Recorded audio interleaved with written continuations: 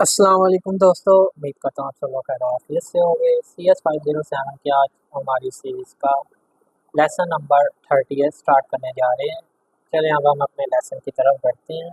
Lesson का topic है हमारा रिस्क मैनेजमेंट।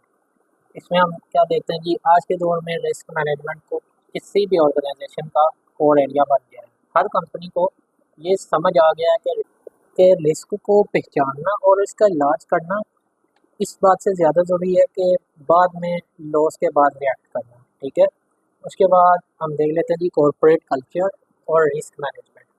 कोर्ट इसमें है जी the ultimate risk is not taking the risk. ठीक है, रिस्क को रिकॉग्नाइज करना और मैनेज करना कॉर्पोरेट कल्चर का हिस्सा है। ठीक है, हिस्सा होना चाहिए। इंफॉर्मेशन सिस्टम का risk management corporate risk strategy का एडवांस वर्जन होता है। आजकल के बिजनेस कंप्यूटर और आईटी सिस्टम पे हैविली डिपेंड करते हैं।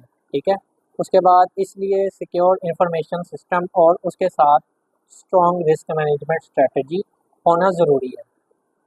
ठीक है, नेक्स्ट टॉपिक है जी constituents of risk management. Risk management process कुछ की कंपोनेंट पे बेस्ड होता है। ठीक है, उसमें की कंपोनेंट्स हैं जी ऑडिट ट्रायल्स, सिस्टम्स में होने वाले हर एक्टिविटी का रिकॉर्ड रखना, पासवर्ड्स हो गए, अनऑथराइज्ड एक्सेस रोकने के लिए, इन्वायरमेंट एंड फिजिकल सिक्योरिटी हो गई, building hardware access doors, cameras वगैरह, security, web based transactions, online payments, orders वगैरह इसमें आ जाते हैं। इम्प्लीमेंटेशन ऑफ सिक्योरिटी, ठीक है, सॉफ्टवेयर हाई लेवल पर सॉफ्टवेयर।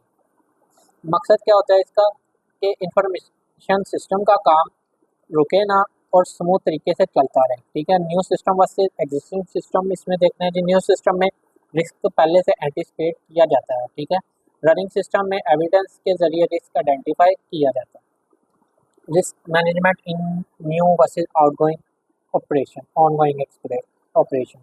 न्यू इन्वायरमेंट इसमें होता है जी, रिस्क का आइडिया पहले से लगाया जाता है, प्रिवेंटिव सोच रखी जाती है, इसमें पॉलिसी और सिक्योरिटी ग्रेजुअली बनती है। और जो ऑनलाइन ऑपरेशन होता है इसमें रिस्क मैनेजमेंट सिर्फ प्रूफ और एविडेंस से पॉसिबल होता है। थ्रेट ऑलरेडी एग्जिस्ट करते हैं, सिस्टम मॉनिटर करना पड़ता है।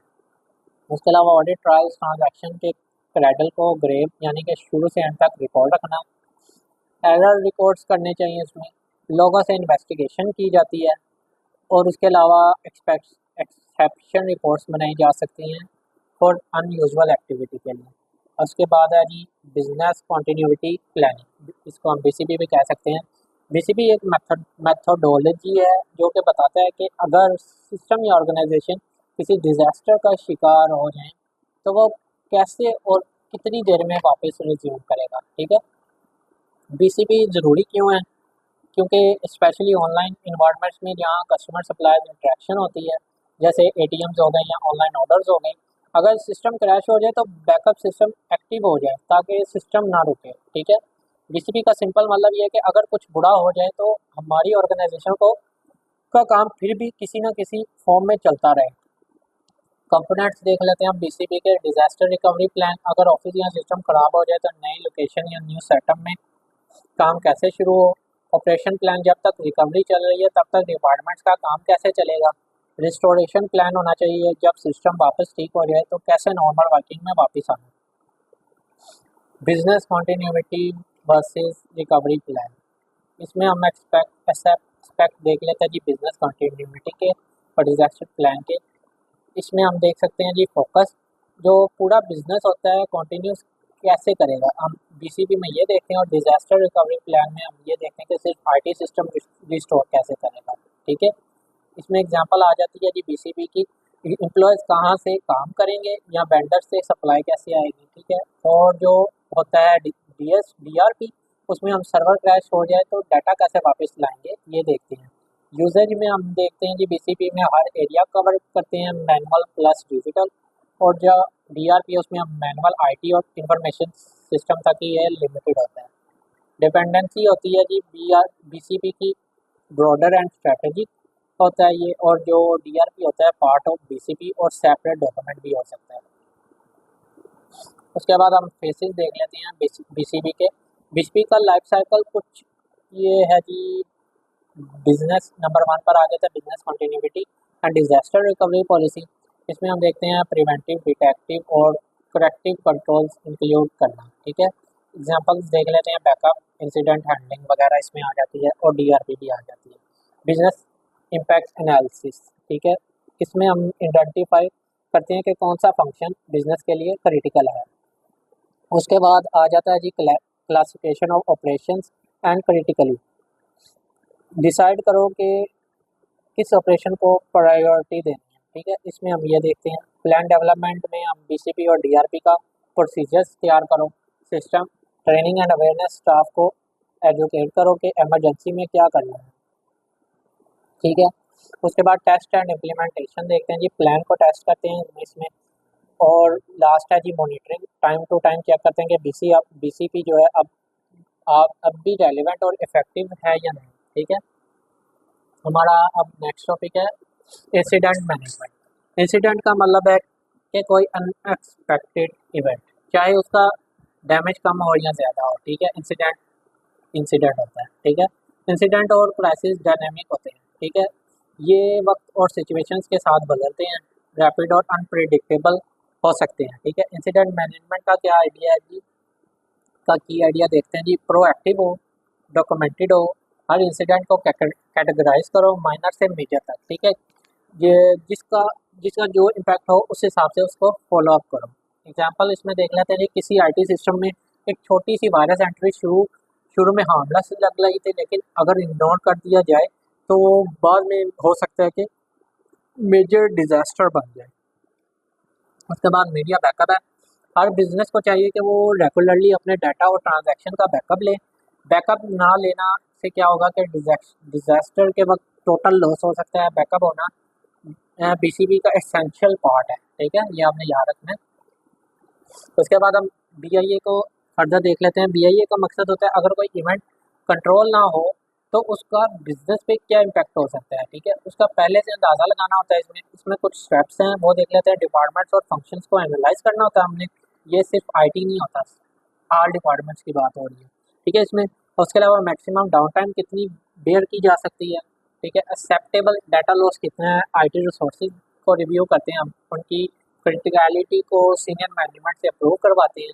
ठीक है, उसके अलावा टूल्स देख लेते हैं जी। बीआईए के लिए questionnaire, interviews and discussion with IT and staff. ठीक है, उसके बाद हमारा नेक्स्ट टॉपिक है जी classification of operations and criticality analysis. ठीक है, रिस्क को एस्टिमेट करने का मेथड होता है इसमें। एग्जांपल देख लेते हैं। Risk system crash over 5 years. ठीक है, चांसेस ऑफ अकरेंस जी 10% लॉस हो सकता है हमें। इसमें 10 मिलियन का इम्पैक्ट होगा। 10% ऑफ 10 मिलियन यानी कि 1 लाख रुपीज़। ठीक है, रिजल्ट ऐसे इम्पैक्ट एस्टिमेट करते हैं हम। डिसाइड करते हैं कि कौन सी रिकवरी स्ट्रैटेजी अडॉप्ट की जाए। उसके बाद रिकवरी स्ट्रैटेजीज और हमारा टॉपिक है गोल।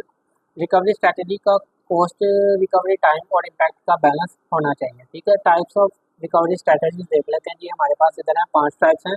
Cold site, hot site, warm site, reciprocal agreement and third party agreements. Cold site में क्या होता है, सिर्फ इंफ्रास्ट्रक्चर होता है, पावर एसी लाइन, लेकिन कोई इक्विपमेंट नहीं होता। सस्ता होता है ये, मतलब कि चीप होता है, एक्टिवेट करने में वीक्स लग सकते हैं। ठीक है, हॉट साइड में क्या आता है, सब कुछ रेडी होता है, hardware, operation, software, event data, fastest recovery, लेकिन बहुत कॉस्टली होता है ये।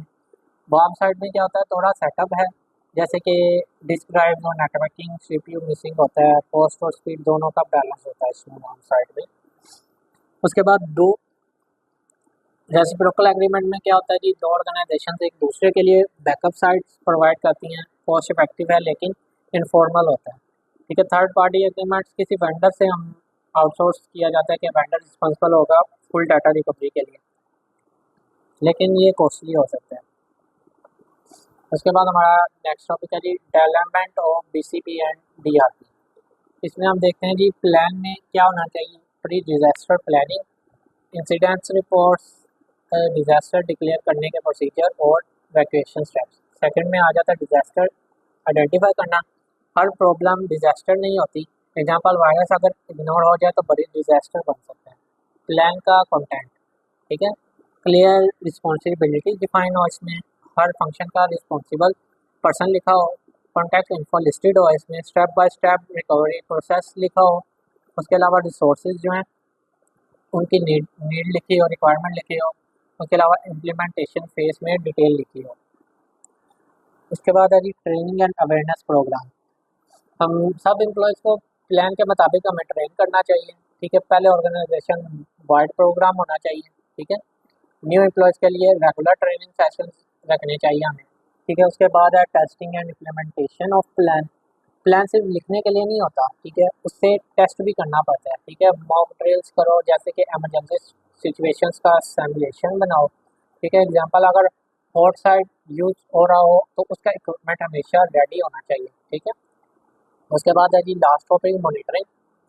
बीसीपी को बनाने के बाद बार बार अपडेट करना ज़रूरी होता है, ठीक है। मॉनिटरिंग की ज़रूरत कब होती है? जब बिजनेस स्ट्रेटजी चेंज हो, जब सॉफ्टवेयर हार्डवेयर अपग्रेड हो, जब नए इंसिडेंट्स सामने आए, जब नए रिस्क आइडेंटिफाई हो, ठीक है। इसी के साथ हमारा लेसन नंबर 38 कंप्लीट होता है। वीडियो अच्छी लगी हो तो चैनल को सब्सक्राइब ज़रूर कीजिएगा ताकि आपको हमारी आने वाली वीडियोस मिलती रहे। शुक्रिया।